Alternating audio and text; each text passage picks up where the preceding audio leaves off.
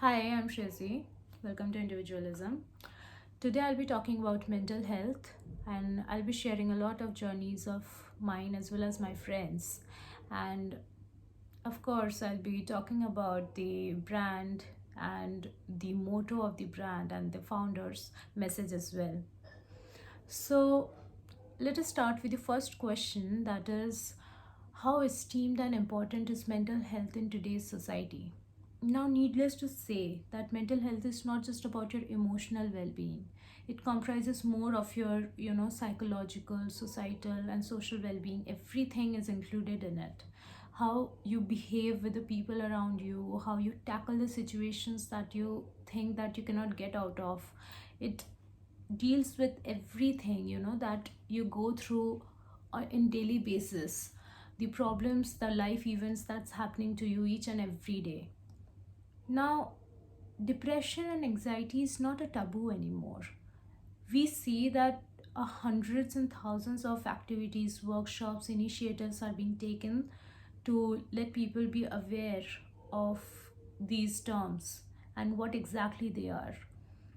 When we go to the stem of it, depression comes out of sadness. When you experience failure, when you experience something, a setback, when you feel that you cannot, you know, you cannot go ahead anymore, and you actually do not want to do anything, you feel nothing, you feel numb, it's depression. So, mental health is really very important to the society because, after all, if you're mentally healthy, happy, and you can see things in a positive manner, in an affirmative way, of course, the society is bound to be successful. Every one of us, even if you're working in a company, it's bound to get successful. The next question is, what do you think about the increasing cases of anxiety, depression, and mood disorder in the world? Now, if we think of it like in this way, uh, since we were small, we have been taught to behave in a certain way, to dress up in a certain way, to do things and not do things, to actually keep ourselves bound to these societal norms. This in turn results in, low self esteem when we grow up, when we see that things are not happening as we were expecting it to be. Things like, for example, pandemic just happened. Our life was going in a normal way.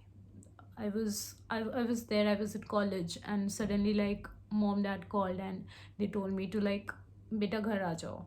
And I was like, oh, okay. And of course the news was everywhere, but I did not realize, what I did not realize is that the situation would be so big.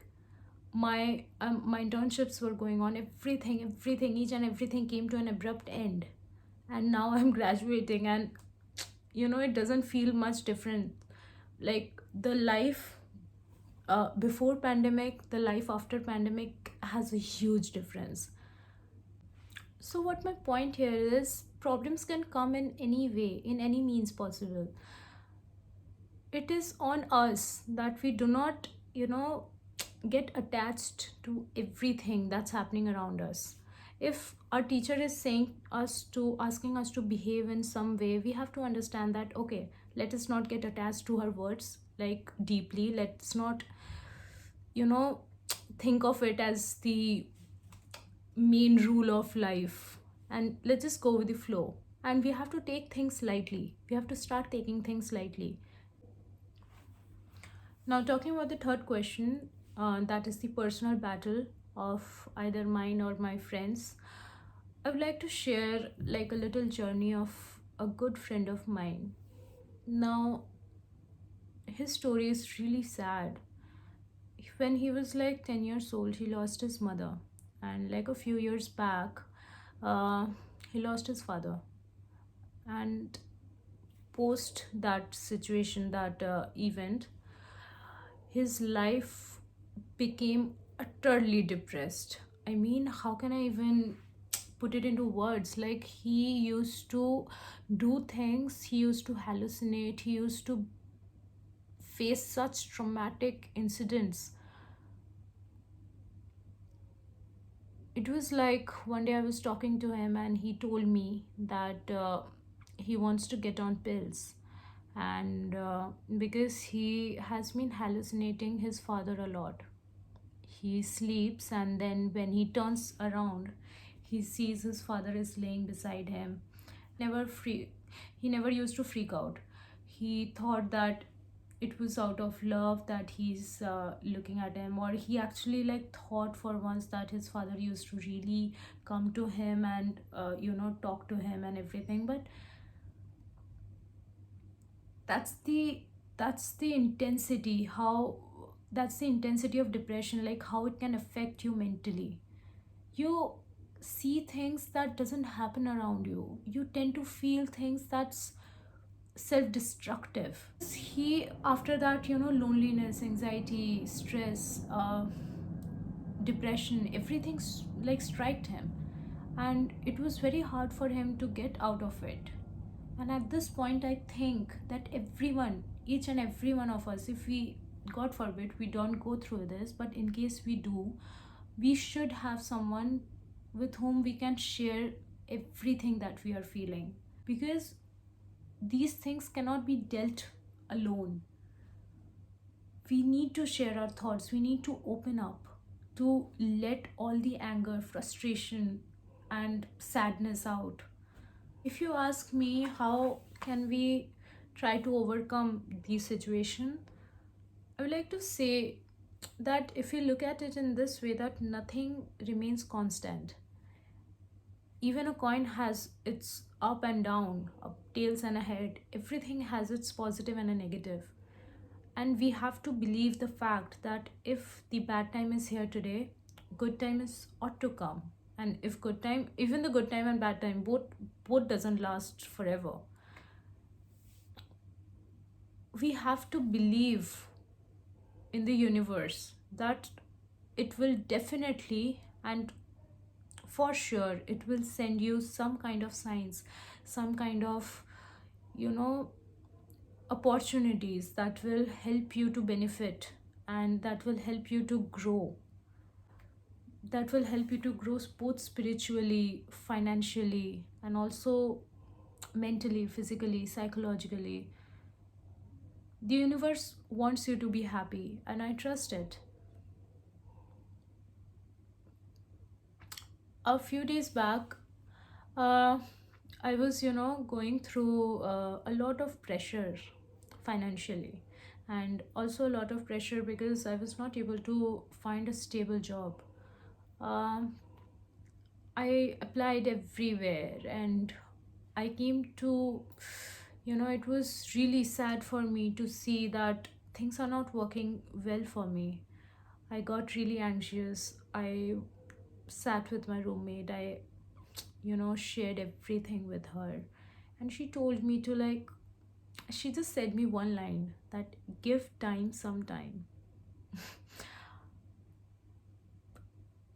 Thankfully, like today, after a month, uh, I do have good opportunities. I'm working like in a nice place, at a nice place, and hopefully things will, I hope things remains like this.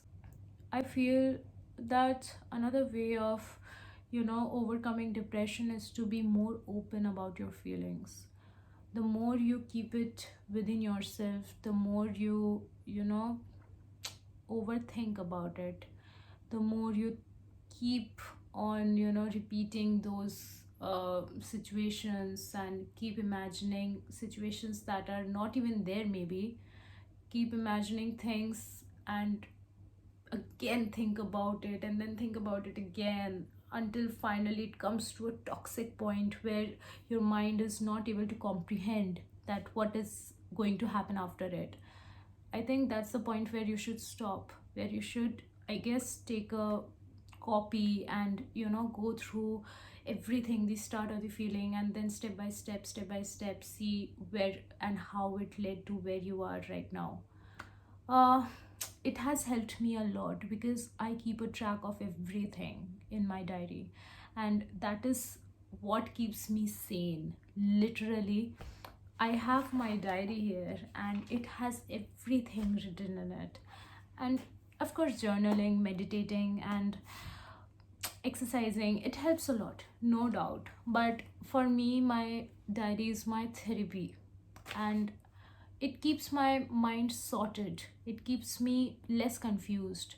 Now the next question is, the downside of antidepressants, or different pills like anti-anxiety or mood enhancing drugs. So my roommate, she is a psychologist. So just like a few days back, she was telling me about this guy who called her for therapy, and he was literally shaking at that point. And the thing was that he was not using, he just got off his depressants.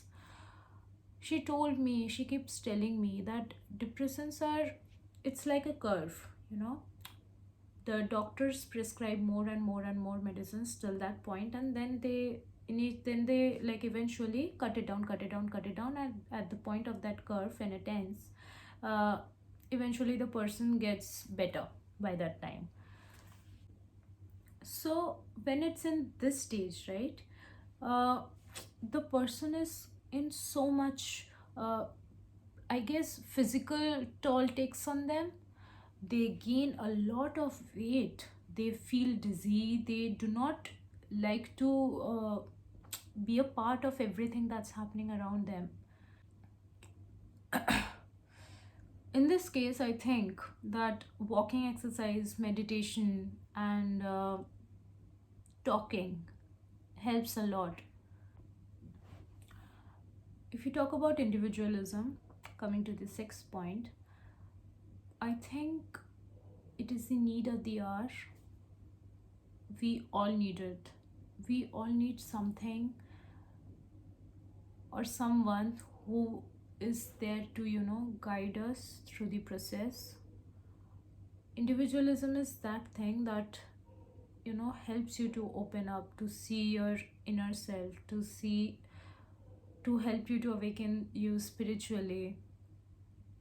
Needless to say, it has great services. And I just went through the brochure and I found celibacy, I found different types of meditation, Vedic astrology, things that are not done like, you know, it should be a thing that should be incorporated in everyone's daily schedule. And I'm glad to be a part of this, and I'm happy that to see that how individualism is there to help people in so many ways that even they don't know that they need it. So these are the small things that I am glad that the brand is focusing on this, and it is making it accessible to people. And hopefully we see change, a better change, and I'm damn sure that yes, we will. It's written there that their aim is to achieve the state of mystic existence within each individual. I mean, it is something that is intriguing, at least to me, and I would definitely, and I love to be a part of this. Talking about the owner, Hardik Nanda, when I talked to him, he seemed like a really well spoken, soft spoken person, and who was really calm. This initiative taken by Hardik Nanda, and I'm glad that I am working with him on this. I think this is worth it. And everything, the thoughts behind the brand, the foundation of the brand is so strong. The services of the brand is so versatile and so unique. I mean, no one is doing it. And this has to be there in every people's schedule, because this is the need.